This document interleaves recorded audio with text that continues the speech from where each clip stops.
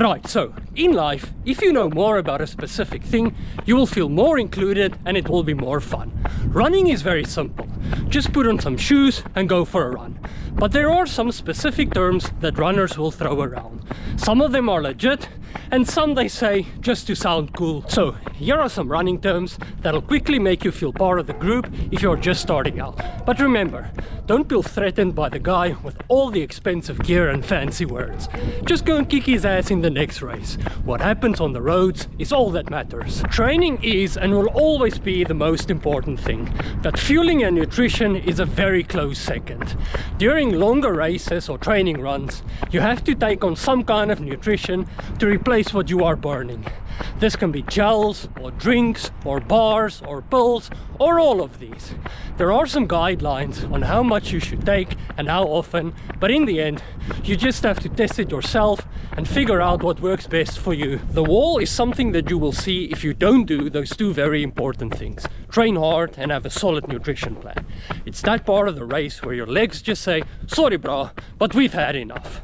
And once you hit the wall, not even Khaleesian or dragons will be able to save you. If you're not a Game of Thrones fan, well, that basically means that you're fucked and you're in for a very brutal and shitty time until you reach the finish line. Dead, not finish. The three words that no runner ever wants to hear coming from their own mouth. You start a race, go through all the pain, but never reach the finish line. This should be the last thing on your mind when you enter races. I mean, we all enter races with the idea to at least finish the damn thing. So to not reach the finish line is a massive blow, more to the brain than the legs. So do everything you possibly can to avoid those three words. A race bib is a paper number you pin onto your shirt with pride. For me, these are collector's items, and I keep all of them from all the races I do. And sometimes they even have your name on them, which is a cool extra little personal touch. And a small tip here: always take some safety pins with you to races. Sometimes they're not in the race pack, or there are not enough. Splits are basically your race broken up into smaller pieces. For longer races, these are usually every 5 kilometers, and for shorter races, every kilometer. And for sure, you will also get a halfway split. So it's nice to see and compare your splits throughout the whole race. A negative split race is the dream day of almost every single marathoner, I think. That is, if you run the second half of the race faster than the first half. They say that you should be patient in the first half and attack the second. But attack and second half of a marathon rarely gets used in the same sentence when talking about your race after the race. But hey, we can all hope and dream. We all strive to be faster and faster. So PB means personal best. And PR, well, first of all, do not use that. That's like using the imperial system. I mean, can't we all just be normal? But if you have to know, it means personal record. So both are the same, just one is a little bit better. But that basically means the fastest time that you have run over a specific distance. But very important, it has to be an official race. No solo time trial nonsense. So you will have different PBs for 5k, 10k, marathon, and. Okay, so this one is a bit tricky. Chip time versus gun time. So what is your official race finish time? Gun time starts when the race actually starts for everybody. Chip time starts when you physically cross the start line. So it will be different for everybody. Your chip time will be faster than your gun time if you start further back, because it takes some time to cross the start line if there are thousands of people. For me personally, there is only one correct time, and that is gun time. I mean, we are all in the same race and we all start at the same time. Just please, under absolutely no circumstances, claim your watch time. Garmin has your 10k PB at 49 minutes. But that 10k mark was 200 meters before the official race finish line.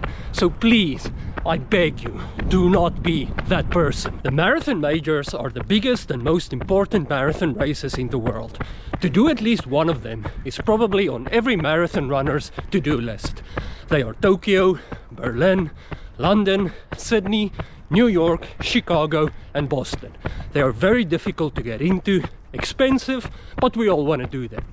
You collect stars by finishing each race, and once you complete all of them, you get a special big medal. An ultra race is basically anything that is longer than a standard marathon, usually 50k, 50 miles, 100k or 100 miles. They're almost always on trails and in the mountains with a lot of ups and downs. They refer to a term elevation gain, which is basically just the amount of vertical uphill meters you accumulate going over the hills during the whole race. For example, in a 100-mile race, 3,000 meters of elevation gain is still kinda okay. But anything above 6,000 meters means death, and you're gonna need your mountain goat legs. And now for some training terms. I'll start with the easiest one. Easy runs. This is what you will be doing on most of your runs, if not all. It's done at a comfortable pace, low heart rate, and not breathing heavily. If you want to run really fast, you have to do some workouts or sessions. This can be speed or hill sessions. You work way harder in these than you do on your easy runs. Workouts are usually broken up into parts where you run fast and then some recovery periods. The long run is seen by many runners as the most important run of the week. So if there is one run that you shouldn't miss during your training week, it's the long run. It's usually done during the weekends, so you are training on tired legs, running longer than you usually run. So this builds massive stamina, but it also teaches your mind to keep going when things get rough. How many kilometers do you run per week? That is probably the most asked question between runners. So that is weekly mileage from Monday to Sunday. Mileage is king, and I still think that that is the most important thing. I would first focus on running more kilometers per week before adding some sessions or workouts to my training week. But there is no special number to weekly mileage. You just have to experiment and figure out for yourself what is enough and what is too much. Zone 2 training, another term that you will hear very often. Heart rate zones basically indicate how hard you are working during your run. Zone 1 basically means that you are sleeping, and zone 5 means you're about to have a heart attack. Heart rate zones are also used to distinguish between your easy runs and your workouts. So the faster you go, the higher heart rate zone you will have. And also, don't always run in zone 4 or 5. You need to be chilling more in zone 2 and 3. So just chill.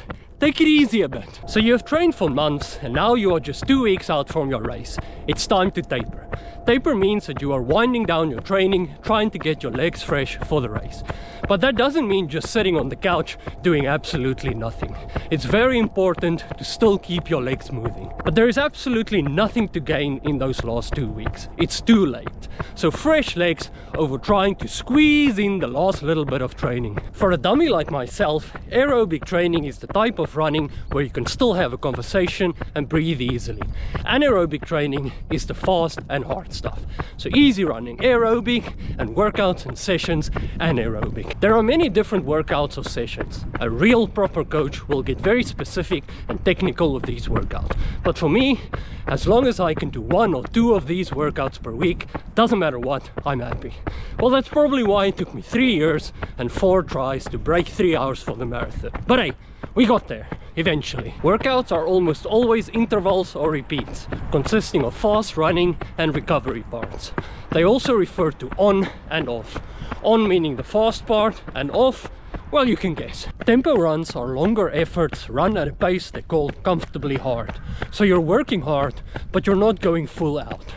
This can be a continuous run lasting, for example, 40 minutes, or it can be broken up into blocks of 15 or 20 minutes with some easy running between the blocks. Threshold runs are faster than tempo runs. For a rough estimate, threshold pace is the pace that you can consistently hold for 60 minutes. It is broken up into shorter blocks that you repeat X amount of times. For example, 8-minute blocks or 1 kilometer repeats. And of course, in between, some easy running. For VO2 max sessions, you need to bring your rockets. They are run at a very, very fast pace.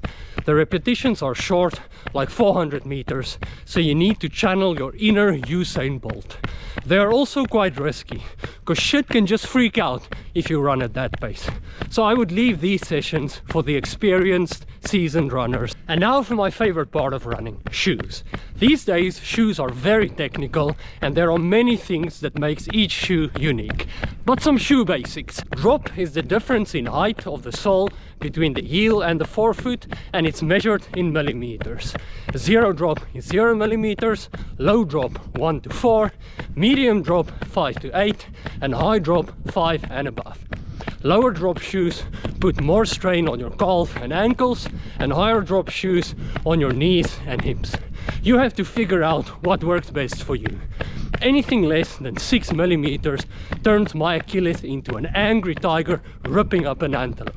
So I know that I have to stay away from those shoes. Stack height is the amount of foam you have between your foot and the ground. In recent years, shoes have become thicker and thicker. Max stack or max cushion shoes is a fan favorite, meaning 35 millimeters of stack and more. Lower stack shoes will make you feel the ground contact more, and higher stack shoes will protect your legs a bit better, so perfect for easy days and long runs. The carbon plated bad boys, Supershoes. This completely changed the running shoe game. So much that some people say that world records should be split into pre and post Supershoes. They are mostly used in races, and they have a carbon plate inside the foam. So in short, they make you run faster. So there you have it. Hopefully after all of this, you won't feel like a complete newbie next time you join some running chat. But remember, training hard is still the most important thing. You can have all the fancy words, expensive gear, a coach and 20 tons of nutrition. Without the training, nothing can save you. So just get out there and smash, baby!